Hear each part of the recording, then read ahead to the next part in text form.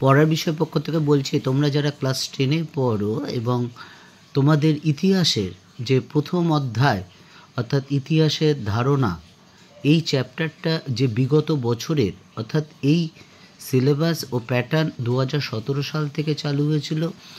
2017 সাল থেকে শুরু করে আজ অবধি যে এই প্রথম চ্যাপ্টার অর্থাৎ ইতিহাসের ধারণা, যে মাধ্যমিকে যে প্রশ্নগুলি এসেছিল সেই প্রশ্নগুলো নিয়ে উত্তর আমরা হাজির হয়েছি।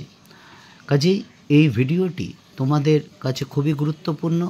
তোমরা যারা দশম শ্রেণীতে ইতিহাসে পড়ো তাদের বলবো যে এই উত্তরগুলি একটি খাতায় লিখে নিয়ে এখন থেকেই ভালো করে মুখস্থ শুরু করে দাও।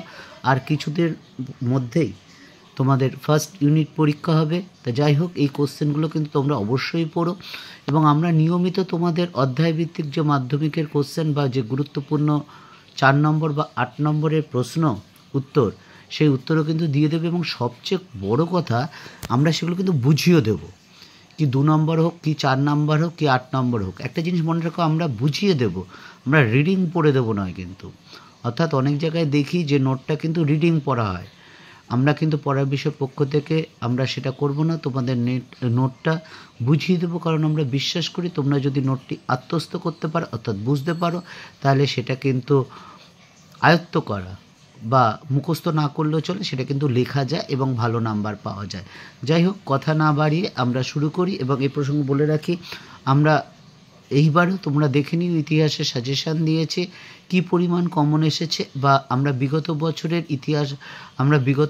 ইতিহাস, ভূগোল, বাংলা, ইংরেজি অর্থাৎ তোমাদের যে 7টা সাবজেক্ট, সেই 7টা সাবজেক্ট কিন্তু বিগত বছরের সম্পূর্ণ সমাধান করে দেওয়া হয়েছে। কি করে সমাধান? যেগুলো মাধ্যমিকের বেস্ট উত্তর, অর্থাৎ ইতিহাস বলো, ভূগোল বলো, বাংলা বলো, ইংরেজি বলো, অঙ্ক বলো, জীবনবিজ্ঞান বলো, জড়বিজ্ঞান বলো, আমরা 2017 থেকে 2024 সাল পর্যন্ত যে মাধ্যমিকের বেস্ট উত্তর যে প্রশ্নগুলো, সেগুলো কিন্তু আমরা তোমাদের সামনে তুলে ধরেছি। তোমাদের দরকার হলে আমাদের ডেসক্রিপশন বক্সে দেখে নিও, আশা করি তোমাদের কাজে লাগবে। কারণ কিভাবে নোট লিখতে হয় মাধ্যমিকে, কারণ তোমরা জীবনে প্রথম বাইরে গিয়ে পরীক্ষা দেবে। আমি অনেক কথা বলে ফেলছি, কিন্তু একটু মন দিয়ে শোনো। যাই হোক, কী করে লিখতে হয় এবং কী করে লিখলে ফুল নাম্বার পাওয়া যায় সব কটা সাবজেক্টে, তা তোমাদের কিন্তু একটা আইডিয়া হবে। তা যাই হোক, আমরা প্রথম চ্যাপ্টারে শুরু করি। দেখো, প্রথম প্রশ্নটা, মোহনবাগান ক্লাব IFS শিল্ড জেতে 1911 সাল। এটা দেখো নিচে লেখা আছে এমই অর্থাৎ মাধ্যমিক এক্সিবিশন 2019 আর 22, অর্থাৎ 2019 এবং 22 সালে কিন্তু এই প্রশ্নটা এসেছে। পরের প্রশ্নটা দেখো, ভারতে প্রথম রেলপথ স্থাপন করেন ডালহৌসি 1853 সালে। এমই অর্থাৎ মাধ্যমিক পরীক্ষা 2023। তারপরে দেখো 3 নম্বর, ভারতীয়রা আলুর ব্যবহার ক্ষেত্রে শেখে পর্তুগিজদের কাছ থেকে 2020। 4 নম্বর, মধ্যবিত্ত শিক্ষিত বাঙালিকে নৃত্যের বিষয়ে আগ্রহী করে তুলেছেন উদয়শঙ্কর। 5, দাদা সাহেব ফালকে যুক্ত ছিলেন চলচ্চিত্রের সাথে।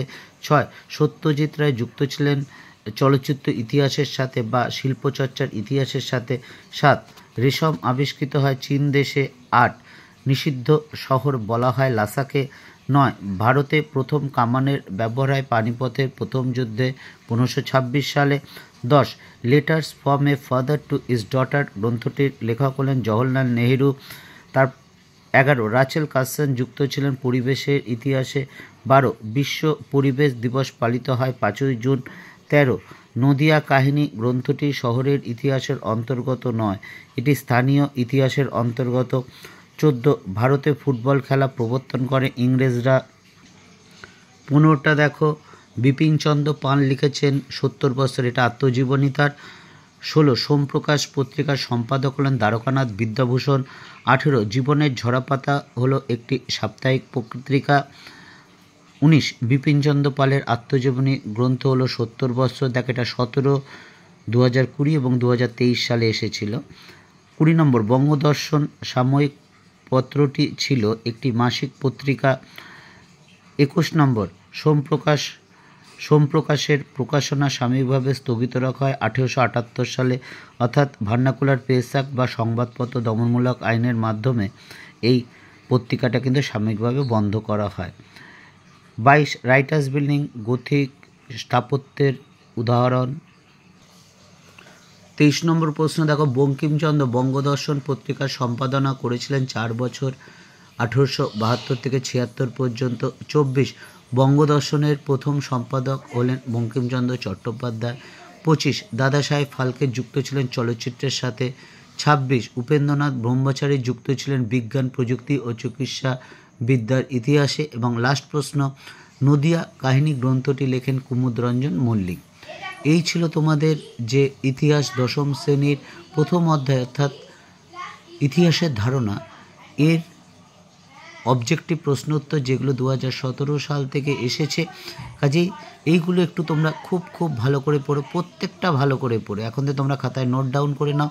এবং আমরা এখন থেকে অনবরত তোমাদের মাধ্যমিকে যেগুলো এসেছিল 1 নম্বর বা 2 নম্বর বা 4 নম্বর বা 8 নম্বর বা গুরুত্বপূর্ণ যেগুলো আসতে পারে সেগুলো কিন্তু আমরা তোমাদের সামনে তুলে ধরবো। এবং 2 নম্বর 4 নম্বর 8 নম্বর আমরা শুধু নোট দেবো না, সেটা বুঝিয়ে দেবো। আমরা আগেও বলেছি বুঝিয়ে দেবো বলতে বোঝাই বুঝিয়ে দেওয়া, রিডিং পড়া নয়। কারণ আমরা বিশ্বাস করি দীর্ঘ 23-24 বছর শিক্ষকতার অভিজ্ঞতায় দেখেছি, তুমি যদি বুঝতে পারো তাহলে কিন্তু যে কোনো নোট মনে রাখা সোজা, এবং শুধু সোজা নয়, ভবিষ্যতে কিন্তু সেটা তোমার অনেক কাজে লাগবে যখনই দরকার হোক। যাই হোক, ভালো করে পড়াশোনা করো, প্রথম ইউনিটটা ভালো করে দাও, এখন থেকে ভালো করে পড়াশোনা করো, কারণ জীবনের প্রথম বাইরে গিয়ে পরীক্ষা দেবে। কোনো চিন্তা করো না, নিজের উপর বিশ্বাস রাখো, অবশ্যই খুব ভালো পরীক্ষা হবে।